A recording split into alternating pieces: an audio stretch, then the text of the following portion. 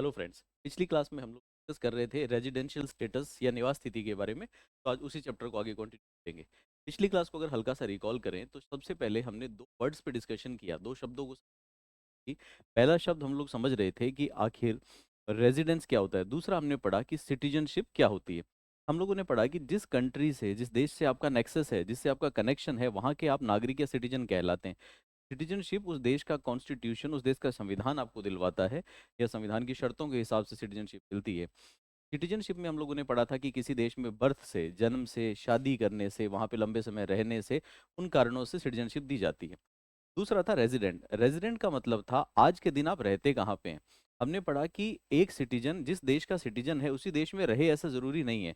तो आज के दिन ग्लोबल इकोनॉमी है, ऐसे में हमने बहुत सारे इस तरह के केसेस देखे जिसमें अब सिटीजन तो कहीं और के हैं और रेजिडेंट कहीं और के हैं। फॉर एग्जाम्पल, मैं भारत का सिटीजन हूँ, भारत में ही रहता हूँ, तो I am resident of India, citizen of India. लेकिन हमारे भारत का कोई, मेरा एक फ्रेंड ऐसा है जो इंडिया का सिटीजन है लेकिन ऑस्ट्रेलिया में जॉब करता है, तो वो सिटीजन इंडिया का कहलाएगा और रेजिडेंट ऑस्ट्रेलिया का। इस तरह की बातें हमने पिछली क्लास में डिस्कस की थी। फिर हम लोगों ने पढ़ा कि रेलेवेंट क्यों है। तो हम किसी भी पर्सन से सिटीजन होने से टैक्स नहीं लेते, हम रेजिडेंट होने से टैक्स लेते हैं। तो जब भी किसी व्यक्ति पे टैक्स की कैलकुलेशन करनी होती है तो सबसे पहले उसका रेजिडेंशियल स्टेटस चेक किया जाता है। हर वो आदमी जो हमारे इंडिया में रेजिडेंट है, हम उससे टैक्स की डिमांड करेंगे, और जो रेजिडेंट नहीं है उससे हमारे टैक्स का कोई वास्ता नहीं है। एग्जाम्पल के लिए, एक आदमी अमेरिका में रहता है, वहीं खाता है, वहीं कमाता है, तो शायद हम उससे टैक्स ना मांगे। दूसरी तरफ एक आदमी इंडिया का नहीं है, अंग्रेज है, लेकिन भारत में आके रह रहा है, यहीं कमा रहा है, यहीं खा रहा है, तो शायद हम उससे टैक्स मांग ले। तो टैक्स के लिए सिटीजनशिप इतनी रेलेवेंट नहीं है, टैक्स के लिए जो रेलेवेंसी है वो है आपकी हमेशा और हमेशा रेजिडेंस। अब हमने पढ़ा कि रेजिडेंस के लिए हम किस किस का रेजिडेंस चेक करेंगे। तो हम रेजिडेंशियल स्टेटस चेक करते थे इंडिविजुअल का, एचयूएफ का, कंपनी का, पार्टनरशिप का, फर्म का, एओपी का, बीओआई का, इन सब का चेक करते थे, जिस पे हमारी पिछली क्लास में चर्चा हो चुकी। तो आइए, सबसे पहले हम पढ़ना शुरू करते हैं कि भारत में किसी भी इंडिविजुअल का अगर रेजिडेंशियल स्टेटस ढूंढना हो तो वो कैसे ढूंढा जाए। इंडिविजुअल का मतलब है एक ह्यूमन बीइंग, आप और मैं। तो इंडिविजुअल का स्टेटस कैसे ढूंढा जाता है, ये इनकम टैक्स का सेक्शन 6 है बेसिकली। तो इंडिविजुअल बेसिकली भारत में हम ये मानते हैं कि दो तरह का हो सकता है। दो तरह का कौन कौन सा? इंडिविजुअल या तो इंडिया में होगा रेजिडेंट, या इंडिया में होगा नॉन रेजिडेंट। हिंदी में बोला जाए तो या तो निवासी या फिर अनिवासी। तो कोई भी व्यक्ति जो इंडिविजुअल है, वो दो तरह के स्टेटस उसके हो सकते हैं, इधर रेजिडेंट और नॉन रेजिडेंट। अब सवाल ये पैदा होता है कि किसी को भी रेजिडेंट कब मानेंगे और नॉन रेजिडेंट कब मानेंगे। इसके लिए देखिए, हमारे यहाँ पे हमारे पास बेसिकली दो बेसिक कंडीशंस हैं। तो हमारे पास दो बेसिक कंडीशंस हैं। कोई भी पर्सन जो दोनों में से एक बेसिक कंडीशन कंप्लीट कर देगा, पूरी कर देगा, वो तो बन जाएगा रेजिडेंट। और जिसकी दोनों ही बेसिक कंडीशन पूरी नहीं होती वो बनेगा नॉन रेजिडेंट। तो आओ चेक करते हैं। देखो, रेजिडेंट कौन होगा? जो या तो बेसिक कंडीशन नंबर 1 सेटिस्फाई कर दे, अगर बेसिक कंडीशन 1 सेटिस्फाई नहीं कर पाया तो बेसिक कंडीशन नंबर 2 सेटिस्फाई कर दे। दोनों में से एक कंडीशन सेटिस्फाई करनी है। किसी के मन में सवाल आएगा, दोनों ही पूरी कर दी तो? अरे दोनों पूरी कर दी तब तो कहना ही क्या, तब तो रेजिडेंट है ही। नॉन रेजिडेंट कौन होगा? नॉन रेजिडेंट वो है जो ना तो फर्स्ट बेसिक कंडीशन पूरी करता है और ना ही सेकंड बेसिक कंडीशन पूरी करता है, दोनों में से कोई सी भी पूरी नहीं करता। तो क्या मैं ये कह सकता हूँ कि देखो इतने कॉम्बिनेशंस बन सकते हैं? सबसे पहले देखो, एक पर्सन ऐसा है जिसने फर्स्ट बेसिक कंडीशन पूरी कर दी और सेकंड पूरी नहीं की। दूसरा पर्सन है जिसने फर्स्ट कंडीशन पूरी नहीं की, सेकंड पूरी कर दी। एक पर्सन ऐसा है जिसने फर्स्ट कंडीशन भी पूरी कर दी और जिसने सेकंड भी पूरी कर दी। एक है जिसने फर्स्ट पूरी नहीं करी, सेकंड भी पूरी नहीं की। यही कॉम्बिनेशन बन सकते हैं। इन सारे कॉम्बिनेशन में देखें तो जो पहला है, दोनों में से एक कंडीशन पूरे करने वाला रेजिडेंट होता है। इसने दोनों में से एक कंडीशन पूरी कर दी तो ये रेजिडेंट बनेगा। सेकंड वाला देखो, दोनों में से एक कंडीशन पूरी हो रही है तो ये भी रेजिडेंट बनेगा। अगर दोनों में से एक कंडीशन पूरा करने पे रेजिडेंट होता है तो जो दोनों पूरी करेगा वो तो रेजिडेंट होगा ही। तो नॉन रेजिडेंट कौन होगा? सिर्फ और सिर्फ वो जो दोनों में से कोई भी कंडीशन पूरी ना कर पाए।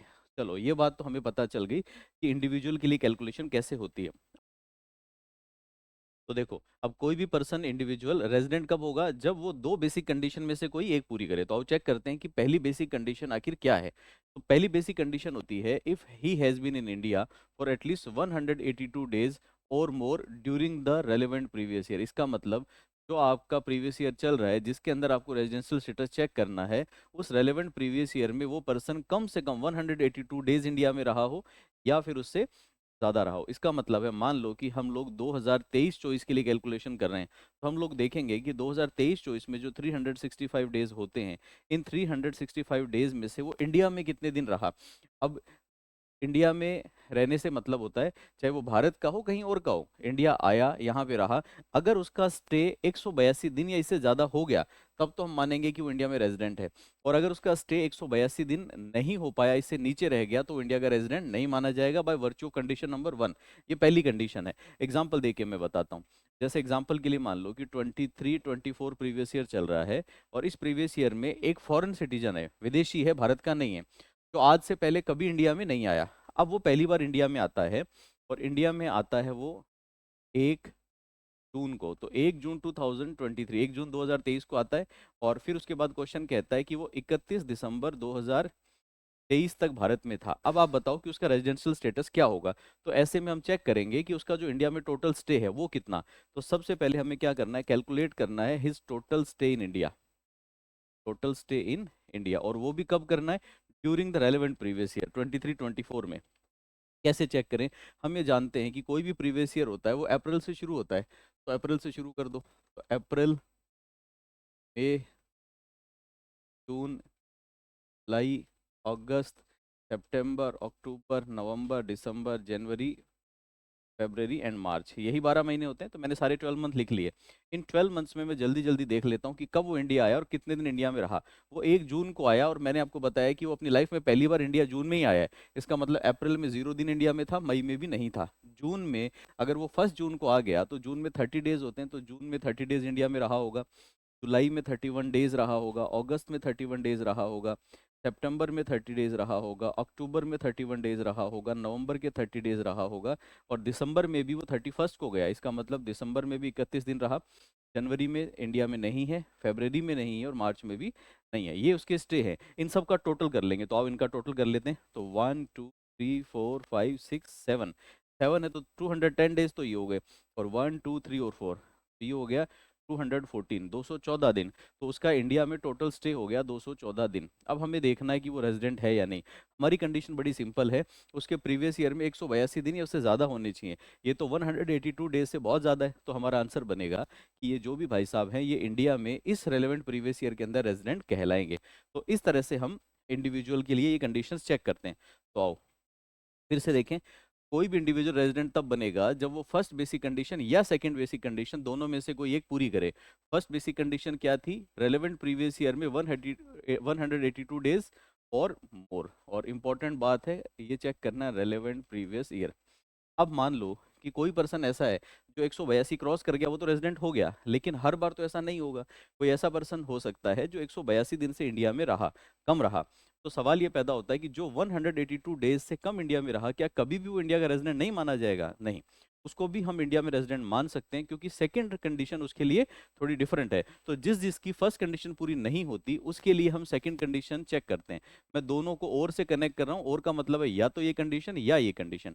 सेकंड कंडीशन क्या है, सेकंड कंडीशन में हम लोग देखते हैं कि जो रेलेवेंट प्रीवियस ईयर है, उसमें एक इंडिविजुअल का स्टे इंडिया में कम से कम 60 डेज होना चाहिए। तो रेलेवेंट प्रीवियस ईयर में कम से कम 60 दिन होना चाहिए।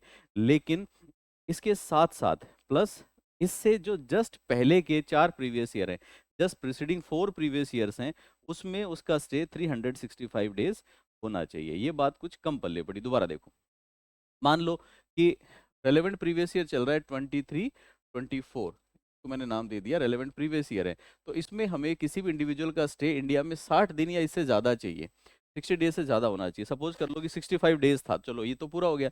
लेकिन इसके साथ साथ इससे जस्ट पहले प्रीसीडिंग 4 प्रीवियस ईयर देखेंगे। इससे जस्ट पहले के 4 प्रीवियस ईयर कौन से होंगे? अगर ये 23 चॉइस है, तो इससे पहले के होंगे 22-23, 21-22, 2021 और 1920। ये 4 प्रीवियस ईयर हो गए। इन चारों में भी वो इंडिया में कुछ कुछ दिन रहा होगा। जैसे मान लो यहाँ पे 100 दिन रहा, यहाँ पे 50 दिन रहा, यहाँ पे 150 दिन रहा, और यहाँ पे 20 दिन रहा। ये उसका स्टे है। इन चारों ईयर्स का टोटल करना है। इनका टोटल करो तो 100, 150, 300, 320। ये टोटल कितना आया? 320। अब हमें कंडीशन क्या चेक करनी थी कि प्रीवियस ईयर में 60 डेज होना चाहिए और पहले के 4 साल में 365 होना चाहिए। अगर ये दोनों एक साथ पूरी होगी तो सेकंड कंडीशन पूरी मानी जाएगी। लेकिन ये 365 दिन की कंडीशन पूरी नहीं हो रही, इसलिए सेकंड कंडीशन कंप्लीट नहीं है। और अगर सेकंड कंडीशन कंप्लीट नहीं है, तो ऐसे में ना तो फर्स्ट कंडीशन पूरी हो रही है क्योंकि 182 दिन से कम है, सेकंड कंडीशन भी पूरी नहीं हो रही और आंसर बनेगा नॉन रेजिडेंट। तो दो कंडीशन हो गई, या तो पहली पूरी करो या फिर दूसरी पूरी करो। एक और छोटे से एग्जांपल से समझते हैं। क्वेश्चन ये कह रहा है कि मान लो कि एक फॉरेनर है जो इंडिया में हर प्रीवियस ईयर में, पिछले 10 ईयर से, पिछले 10 साल से हर प्रीवियस ईयर में एक ऐसा पर्सन है जो इंडिया में 100 डेज आता है, 100 दिन आता है। ठीक है, तो एक ऐसा व्यक्ति है जो पिछले 10 सालों से इंडिया में हर साल 100 दिन आता है। इस बार जो प्रीवियस ईयर है 23-24, इसमें भी वो 100 दिन आया है। तो आप ये बताओ कि वो इंडिया का रेजिडेंट है कि नहीं। अब हमारे लिए सिंपल है, किसी भी पर्सन को रेजिडेंट बनाने के लिए सबसे पहली कंडीशन क्या होती है, चेक करो कि उसने पहली बेसिक कंडीशन पूरी की या नहीं की। अगर पहली बेसिक कंडीशन पूरी हो गई तो आंसर बनेगा रेजिडेंट। अगर पहली बेसिक कंडीशन पूरी नहीं हुई तो फिर हम चेक करेंगे क्या वो सेकंड पूरी करता है। अगर सेकंड पूरी कर दी तो बनेगा रेजिडेंट। अगर फर्स्ट भी पूरी नहीं हुई, सेकंड भी पूरी नहीं हुई, तो बनेगा नॉन रेजिडेंट। तो आओ चेक करते हैं। सबसे पहले पहली बेसिक कंडीशन, पहली बेसिक कंडीशन क्या है, रेलेवेंट प्रीवियस ईयर में 182 डेज होना चाहिए या इससे ज़्यादा होना चाहिए। रेलेवेंट प्रीवियस ईयर 23-24 है, 23-24 में वो भाई साहब 100 डेज आए हैं, इसका मतलब पहली कंडीशन तो सेटिस्फाई नहीं होती। अगर पहली सेटिस्फाई नहीं होती तो हम सेकंड कंडीशन चेक करेंगे। सेकंड कंडीशन क्या है, सेकंड कंडीशन है प्रीवियस ईयर में चाहिए 60 डेज और प्रीवियस ईयर से पहले के फोर प्रीसीडिंग प्रीवियस ईयर्स में हमें चाहिए 365 डेज। तो सबसे पहले चेक करो रेलेवेंट प्रीवियस ईयर में 60 दिन से ज़्यादा है क्या। तो मैंने यहाँ पे लिख लिया रेलेवेंट प्रीवियस ईयर है मेरा 23-24, 23-24 में वो 100 डेज आया।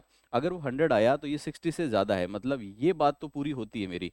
लेकिन इतने से काम नहीं चलेगा, इसके साथ साथ पिछले 4 प्रीवियस ईयर और लेने पड़ेंगे।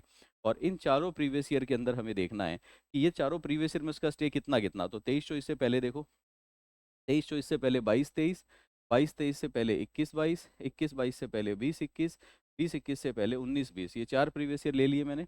इन चारों में उसका स्टे देखो। हमारा क्वेश्चन कह रहा है कि वो तो हर साल ही 100 डेज आता है, तो चारों में भी 100 डेज आया होगा। अगर 4 साल में 100 डेज आया तो इन चारों साल का टोटल कर लो। चारों का टोटल करोगे तो आ जाएगा 400 डेज। हमारी कंडीशन क्या थी, प्रीवियस ईयर में 60 दिन होना चाहिए जो हो रहा है, और पिछले 4 प्रीवियस ईयर के अंदर 400 डेज होना चाहिए। यहाँ 365 डेज होना चाहिए, यहाँ पे 400 डेज हो रहा है। इसका मतलब ये जो कंडीशन है सेकंड वाली, ये पूरी हो रही है, ये भी और ये भी। अगर सेकंड कंडीशन पूरी हो गई तो हमारा आंसर बनेगा कि इस प्रीवियस ईयर के लिए ये पर्सन इंडिया का रेजिडेंट है और ये भारत का रेजिडेंट कहलाएगा। Then he is considered as resident of India. चलो, यहाँ से हमें पता चलता है किस तरह से इंडिविजुअल का रेजिडेंशियल स्टेटस चेक करेंगे। तो मैं उम्मीद करता हूँ कि ये बात आपको समझ में आई होगी। और हमारे एग्जाम में देखो क्वेश्चंस कैसे भी पूछे जा सकते हैं, तो बेसिक नॉलेज सब चीज़ों का होना चाहिए। एक बार क्विकली देख लेते हैं, हम किसके लिए रेजिडेंशियल स्टेटस पढ़ रहे थे। हम पढ़ रहे थे अभी सिर्फ और सिर्फ इंडिविजुअल के लिए। हमने पढ़ा इंडिविजुअल का स्टेटस दो तरह का होगा, कौन कौन सा, या तो वो रेजिडेंट बनेगा या बनेगा नॉन रेजिडेंट।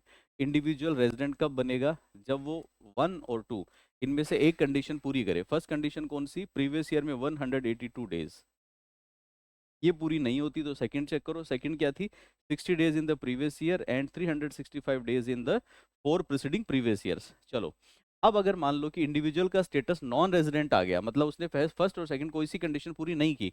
अगर उसने फर्स्ट सेकंड कोई सी कंडीशन पूरी नहीं की तो हम उसके लिए आगे चेकिंग नहीं करते, मतलब आगे कुछ करने की जरूरत नहीं है। नॉन रेजिडेंट बन गया, बात खत्म, वहीं कहानी खत्म हो जाती है। लेकिन अगर वो रेजिडेंट बन गया तो कहानी यहीं खत्म नहीं होती। रेजिडेंट बनने वालों को हम लोग आगे फर्दर दो कैटेगरी में बांटते हैं। दो कैटेगरी कौन कौन सी, एक को तो हम बोलते हैं रेजिडेंट एंड ऑर्डिनरी रेजिडेंट, तो रेजिडेंट एंड ऑर्डिनरीली रेजिडेंट। और दूसरे को बोलते हैं resident but not ordinarily resident. Hindi में अगर बोला जाए तो ये कहलाता है निवासी, साधारण निवासी, और ये कहलाता है निवासी लेकिन असाधारण निवासी। फर्क क्या है दोनों में, इसको यूं समझो जरा। देखो, ये जो रेजिडेंशियल स्टेटस की कंडीशन है ना, ये थोड़ी अटपटी सी बनी हुई है जिनकी वजह से एक दिक्कत आ जाती है। सबसे पहले मैं मेरा एग्जांपल लेता हूँ। अगर मेरा रेजिडेंशियल स्टेटस चेक किया जाए तो दोनों बेसिक कंडीशन में से एक बेसिक कंडीशन पूरा करते ही आदमी रेजिडेंट बन जाता है। पहली बेसिक कंडीशन है कि पिछले साल आप 182 दिन या इससे ज़्यादा इंडिया में रहे थे। अब मैं तो पिछले साल भारत छोड़ के कहीं गया ही नहीं, इसलिए बहुत आराम से मैं इंडिया का रेजिडेंट बन जाऊंगा। मतलब मैं एक ऐसा व्यक्ति जो सामान्यतः इंडिया में रहता है, इंडिया में कमाता है, इंडिया में खाता है, मैं रेजिडेंट हूँ। दूसरी तरफ एक फिरंगी के बारे में सोच, जो बिजनेस करने के लिए या किसी और काम के लिए हर साल 3 महीने इंडिया में आता है, 3 सवा 3 महीने आता है, जिसकी वजह से 100 डेज इंडिया में रह जाता है। अगर वो 100 डेज हर साल रहता है इंडिया में, तो अभी मैंने एग्जांपल करके दिखाया था जिसकी वजह से वो रेजिडेंट बन गया। इसको भी छोड़ो, मैं तो कहता हूँ हर साल 100 डेज आता ही नहीं। इस साल कोई बिजनेस अपॉर्चुनिटी थी, कोई काम था जिसके लिए इस बार इंडिया आ गया, और इस बार इंडिया आके 185 डेज रह गया, तो वो भी रेजिडेंट बन गया। तो एक रेजिडेंट बना मैं, जो हमेशा इंडिया में ही खाता पीता हूँ, यहीं रहता हूँ। दूसरी तरफ एक वो फॉरेनर जो पहली बार इंडिया आया, इस बार 182 डेज से ज्यादा रह गया, रेजिडेंट बन गया। डेफिनेशन के हिसाब से दोनों रेजिडेंट कहलाएंगे, लेकिन टैक्स अगर लेना हो तो दोनों में थोड़ा भेदभाव करना चाहिए। ऐसा क्यों? जब मैं मेरी बात करता हूँ तो मैं भारत सरकार की सारी सुख सुविधाएं लेता हूँ, आधार कार्ड बनवाता हूँ, पैन कार्ड बनवाता हूँ। मैं भारत सरकार से बोलता हूँ कि मुफ्त में बिजली दो, मुफ्त में शिक्षा दो, स्कूलों में बच्चों को फ्री में पढ़ाओ, मैं बूढ़ा हो जाऊँ तो मुझे पेंशन दो। हजार चीजें मांगता हूँ। वो फॉरेनर जो है वो टैक्स तो देगा, लेकिन क्या वो एक सुविधाएं मांगेगा? नहीं। तो इसलिए दोनों के टैक्स में कुछ डिफरेंस रखना चाहिए। इसलिए गवर्नमेंट क्या करती है, जो रेजिडेंट होते हैं उनको दो कैटेगरी में बांटती है, एक ऑर्डिनरी वाला और एक नॉट ऑर्डिनरी वाला। मेरे एग्जांपल में मैं ऑर्डिनरी रेजिडेंट बनूंगा, जबकि वो जो फॉरेनर है वो रेजिडेंट तो बन गया, लेकिन किस तरह का बनेगा? Not ordinary. ठीक है, ये बात समझ में आ गई? तो इंडिविजुअल के लिए जो रेजिडेंस है वो प्रैक्टिकली तीन कैटेगरी का हो गया। तीन कैटेगरी कौन कौन सी बनी? पहला तो बना ऑर्डिनरी रेजिडेंट, दूसरा नॉट ऑर्डिनरी, और तीसरा बना नॉन रेजिडेंट। अब सवाल ये पैदा हो जाएगा कि कोई भी पर्सन ऑर्डिनरी है या फिर कोई भी पर्सन नॉट ऑर्डिनरी है, ये किस तरह से पता चलेगा? तो ये कैसे पता चलाएंगे? देखो, किसी भी पर्सन को हम ऑर्डिनरी रेजिडेंट तब बोलते हैं, हमारे पास दो एडिशनल कंडीशंस हैं। पहले जो चेक की थी ना, वो दो बेसिक कंडीशन थी, ये दो एडिशनल कंडीशन है। कोई भी पर्सन दोनों की दोनों एडिशनल कंडीशन एक साथ पूरी कर देगा तो हम बोलेंगे वो ऑर्डिनरी रेजिडेंट है। और अगर वो दोनों कंडीशन एक साथ पूरी नहीं कर पाया, दोनों में से एक पूरी करी एक नहीं करी, तो बनेगा नॉट ऑर्डिनरी। ध्यान से देखना, मेरी बात पे बहुत ज्यादा गौर करना, यहाँ पे डिफरेंस है। जब हम बेसिक कंडीशन चेक करते थे 182 डेज वाली और 60 डेज वाली, वहां दोनों में से कोई एक कंडीशन पूरी करनी थी, या तो पहली कर दो या दूसरी कर दो। लेकिन यहाँ पे ऐसा नहीं है, यहाँ पे दोनों पूरी करनी है, पहली भी पूरी करनी है और दूसरी भी पूरी करनी है। एक पूरी करने से काम नहीं चलेगा। इसका मतलब ये हुआ कि यहाँ पे कॉम्बिनेशन बनाए तो पहली कंडीशन पूरी हो गई, दूसरी पूरी नहीं हुई, एक कॉम्बिनेशन हो गया। पहली कंडीशन पूरी नहीं हुई, दूसरी पूरी हो गई, सेकंड कॉम्बिनेशन हो गया। पहली पूरी नहीं है, सेकंड भी पूरी नहीं है, और एक कॉम्बिनेशन हो गया, फर्स्ट भी पूरी और सेकंड भी पूरी। इन तीनों कंडीशन में जो पर्सन है उसने एक एक कंडीशन भले ही पूरी कर दी, वो बनेगा नॉट ऑर्डिनरी रेजिडेंट। और जो ये लास्ट वाली है, सिर्फ एक ही ऐसे है जिसके अंदर वो बनेगा ऑर्डिनरी रेजिडेंट। ठीक है, ये बात समझ में आती है? अब हम लोगों को करना क्या है, हमें ये कंडीशंस लर्न करनी है कि कंडीशंस क्या क्या है। तो आओ कंडीशन चेक करते हैं। कंडीशन नंबर वन है कि ये जो पर्सन है, ये पिछले साल, ध्यान देना, पिछले साल, पिछले जो प्रीवियस ईयर है, रेलेवेंट प्रीवियस ईयर नहीं, उससे जस्ट पहले के जो प्रीवियस ईयर है, उसमें पिछले 7 प्रीवियस ईयर में इंडिया में एटलीस्ट 730 डेज रहा हो। तो इंडिया में वो पिछले 7 प्रीवियस ईयर्स में कम से कम 730 दिन रहा हो। या फिर इसके साथ साथ, या फिर नहीं, इसके साथ साथ पिछले जो 10 प्रीवियस ईयर्स हैं, उन 10 प्रीवियस ईयर्स में इंडिया में कम से कम 2 बार वो रेजिडेंट रहा हो, 2 टाइम्स रेजिडेंट रहो। अगर ये दोनों कंडीशन पूरी हो गई तो हम बोलेंगे कि चलो ये बात तो हमारी बन जाती है और ये पर्सन बन गया ऑर्डिनरी रेजिडेंट। दोनों में से एक कंडीशन पूरी करी, एक नहीं करी, या दोनों ही पूरी नहीं करी, तो नॉट ऑर्डिनरी रेजिडेंट। ये बात समझ में आ गई? अब इन कंडीशंस को मैं चेक करना सिखाता हूँ आपको कि इन कंडीशंस को चेक कैसे करते हैं। आओ देखते हैं। वही एग्जाम्पल फिर से लेते हैं। एक पर्सन है जो पिछले 10 ईयर से हमेशा 100 डेज इंडिया में आता है, रेलेवेंट प्रीवियस ईयर में भी आया। आपको बताना है कि वो इंडिया का रेजिडेंट है या नहीं।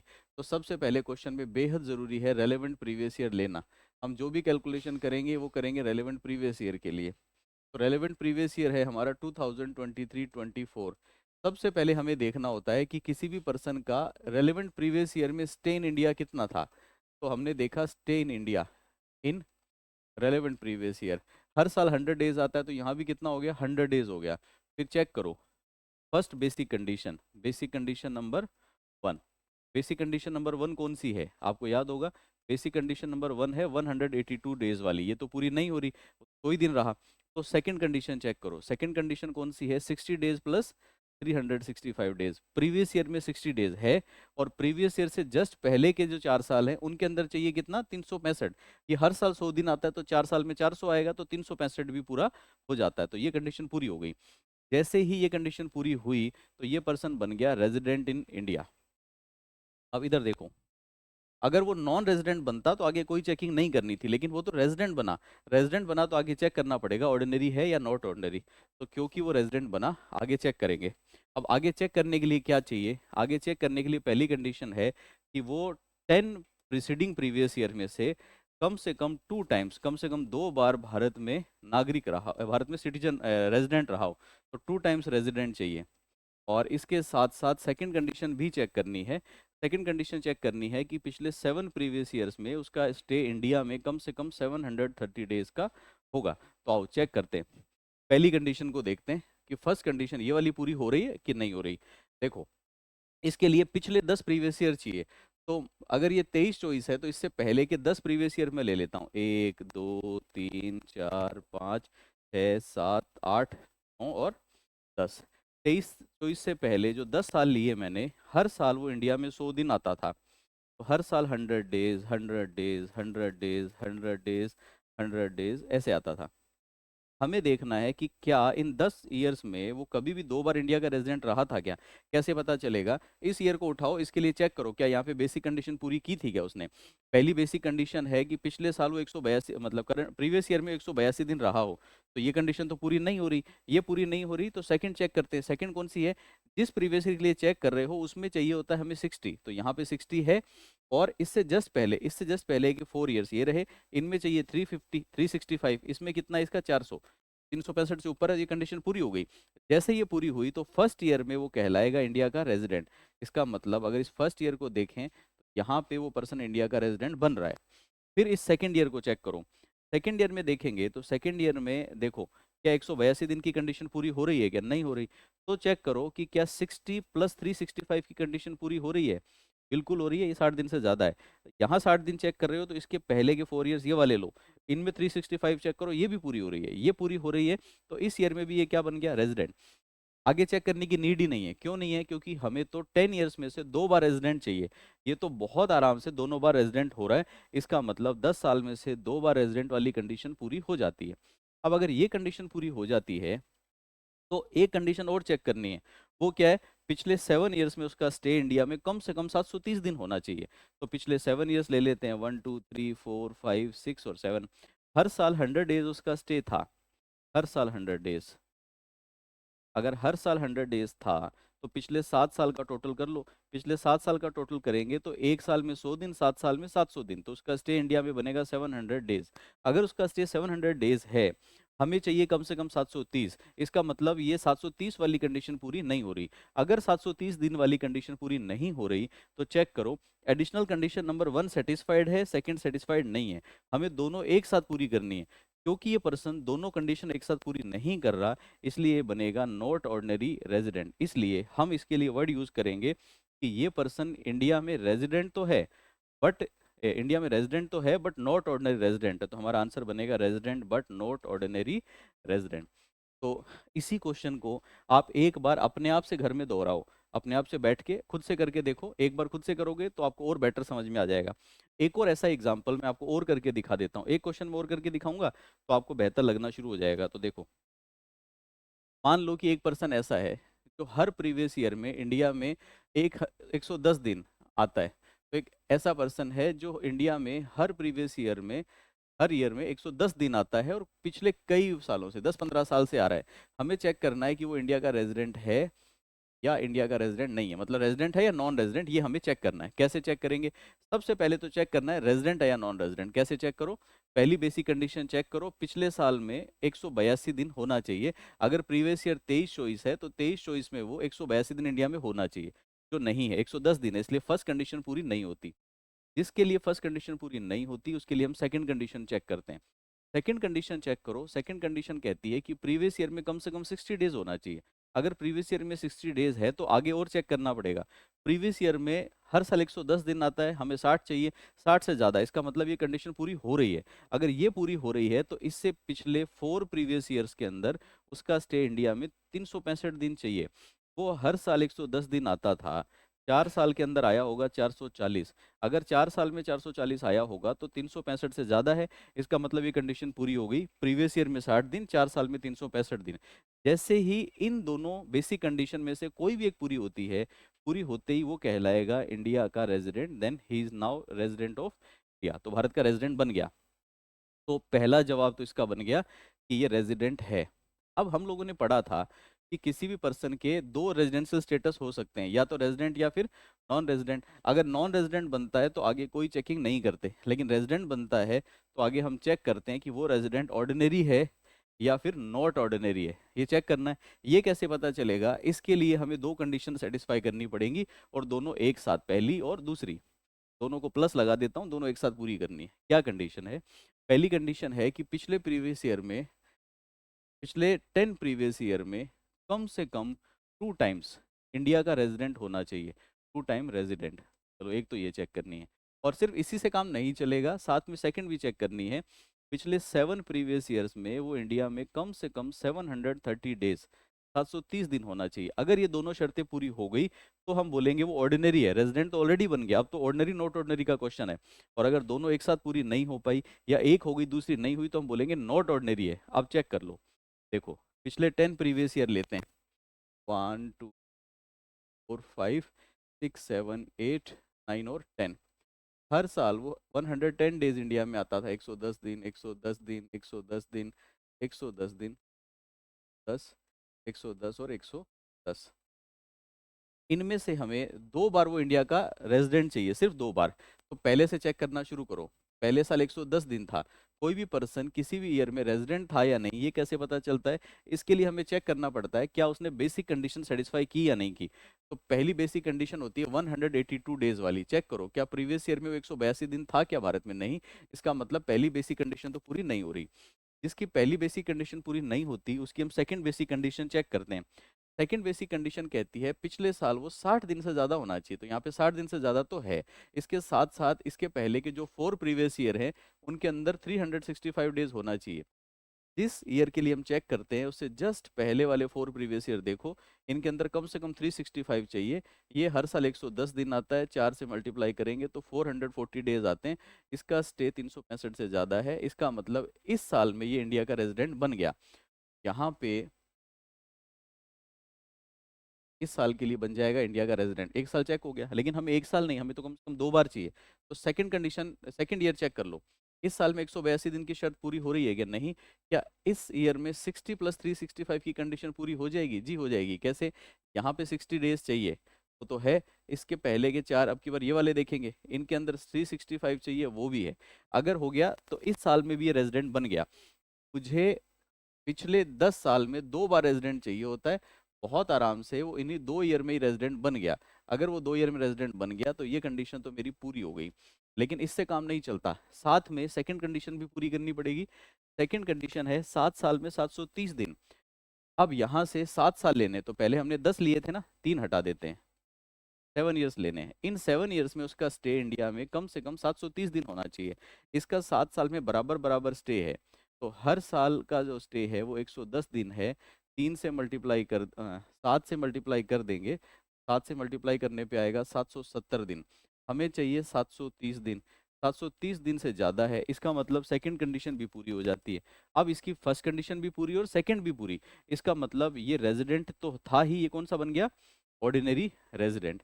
तो इस तरह से हम रेजिडेंशियल स्टेटस किसी भी पर्सन का चेक करके आते हैं। अब इसको अगर एक बार क्विक समरी करें, हम रिकॉल करें, तो देखो बहुत आसान सा। इंडिविजुअल के लिए पहले चेक कीजिए वो रेजिडेंट है या नहीं।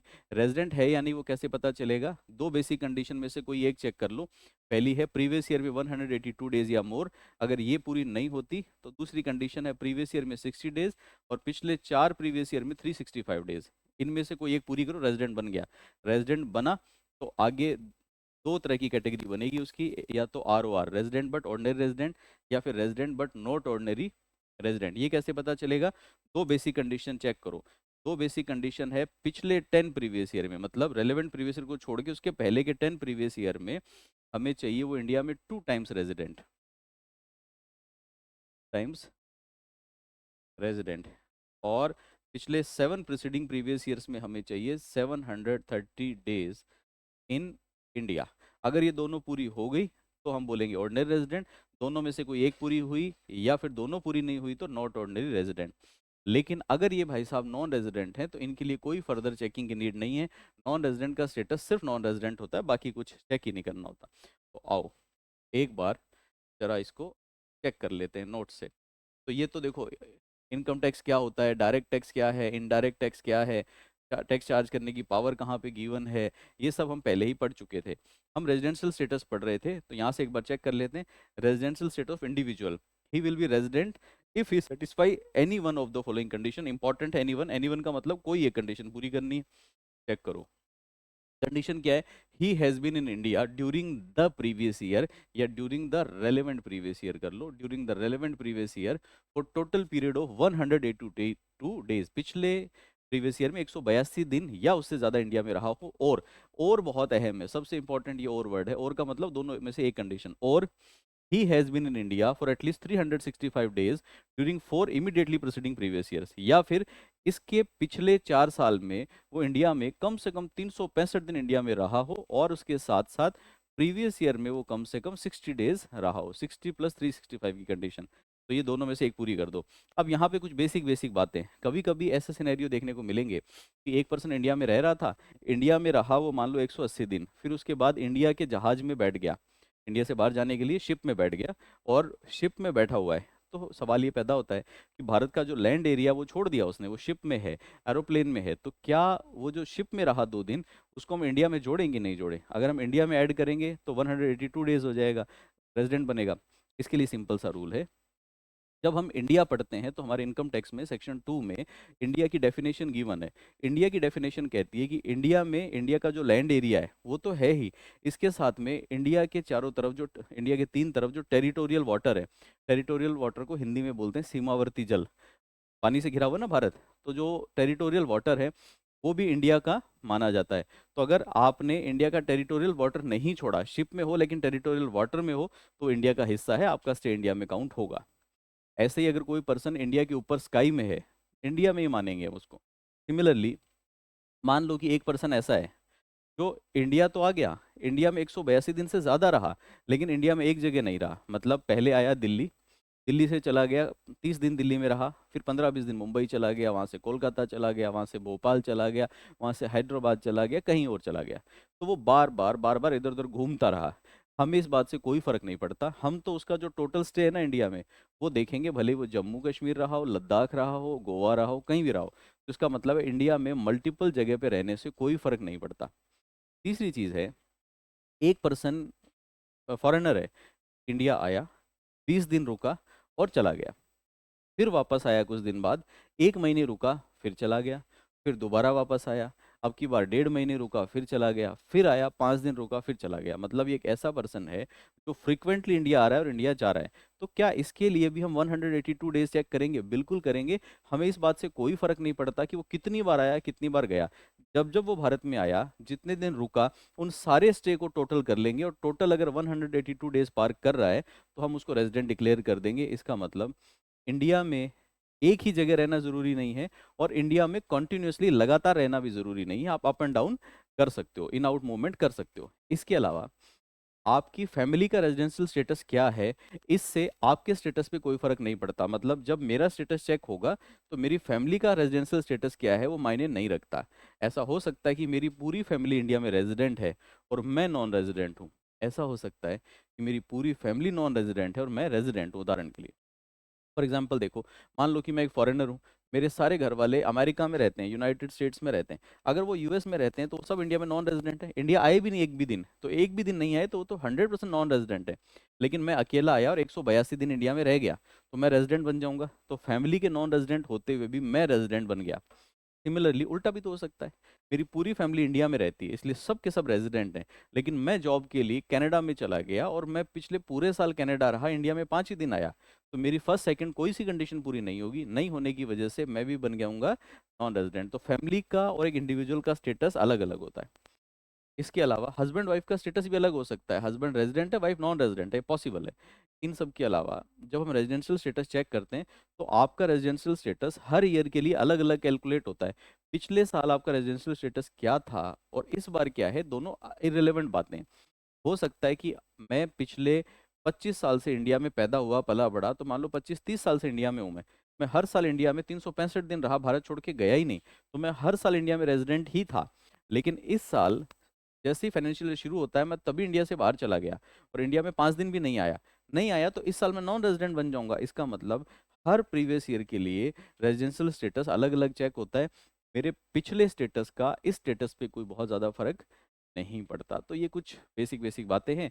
और अभी इसको और आगे अगर मैं ले जाऊंगा तो छोटी छोटी टेक्निकल कैलकुलेशन थी जो मैंने आपको कराई, तो हो सकता है आपके लिए बर्डन सम हो जाए, इसलिए आज की क्लास में इतना ही रखेंगे।